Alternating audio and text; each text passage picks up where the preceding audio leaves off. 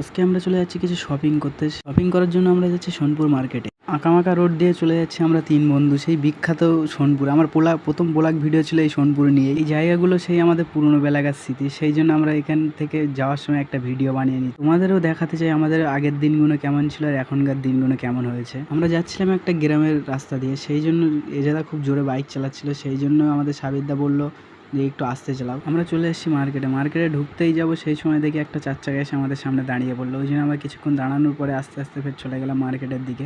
মার্কেটে ঢুকে চলো কি হয় দেখে আসি। মার্কেটের ভিতর ঢুকে দেখি আমরা শেষ টাইমের ভিতর চলে এসেছি, দোকান পাশে সব গুছো। এই জন্য আমরা তাড়াতাড়ি করে কিছু কেনার চেষ্টা করলাম, কিন্তু কিছুই তো পছন্দ হচ্ছে না, শুধুই ঘুরেই যাচ্ছি আমরা। মার্কেটের একটু গোবরের দিকে আসতে দেখি সব দোকান বেচারি গুছানো শুরু করে দিয়েছে, ওই জন্য আমরা বেশি দেরি করছি। অনেকক্ষণ ঘোরাঘুরির পরে একটা দাদার কাছে এসে দাঁড়ালাম, দাঁড়িয়ে দেখছিলাম কিছু কেনা যায় কি। দাদাটা খুব ভালো ছিল, ওনার সব গুছানো হয়ে গেছিলো, তবু আমাদের কেনাকাটার সুযোগ করে দিল। আমাদের হাতে সময় কম ছিল, সেই জন্য তাড়াহুড়ো করে কেনাকাটা